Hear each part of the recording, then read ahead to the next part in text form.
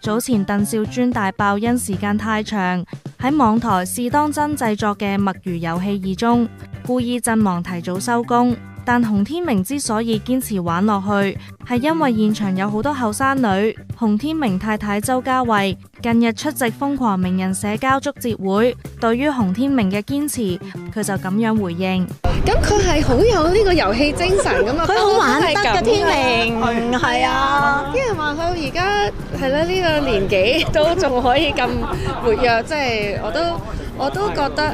不過佢成日都係嘅，即係佢踢波佢就當咗自己係個波，即係佢不嬲都係好搏，係啊，打機又好搏㗎，佢可以3日打晒嗰個孫悟空，即係佢好投入嘅，係啦，係啊，同埋遊戲王係啊，佢唔單止身體靈活，個腦即係同 Jimmy 我諗都有得揮。你有冇睇過佢同啲女仔互動嗰啲啊？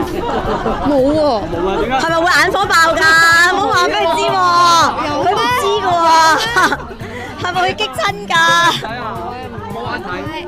唔會啦，嗰啲細佢20幾30年，算吧，我都唔擔心啊，唔擔心，即係呢啲佢哋係即係等於佢哋夫妻好有信任。細佢30年，我使乜擔心啫？係咪啊？生得佢出啦，應該係咪？做真爸爸。咪係咯。明白晒。唔驚。嚟自香港嘅英語真人 show 節目《瘋狂名人社交》獲得巨大成功，而擔任執行製作人嘅劉晨芝透露下一季會揾何超瑩，並且大讚佢有義氣。超瑩係我好好嘅朋友啦，同埋佢係一個好有義氣嘅人。因為我之前入咗醫院咧，佢都特登送我去醫院，有陪我出院咁樣樣。咁所以我覺得佢而家超瑩而家狀態好好，咁啊下一季亦都想揾佢啦，係啦。你好似早幾日係整親個頭，而家冇事啦嘛？之前就係即係有少少跣到，跟住就冚親個頭，係好突然嘅一件事。跟住之後呢，就你知道撞親個頭可大可小噶嘛。跟住之後我竟然係頭痛，咁我就好驚啦。咁我其實我冇話俾人聽，我自己一個人入咗醫院。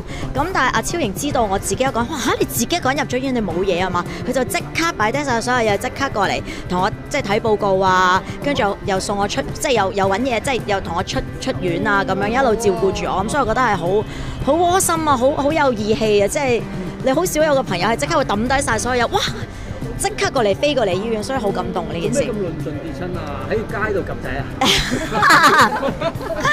着太高嘅高踭鞋，係有少少，係游緊水跣親咯。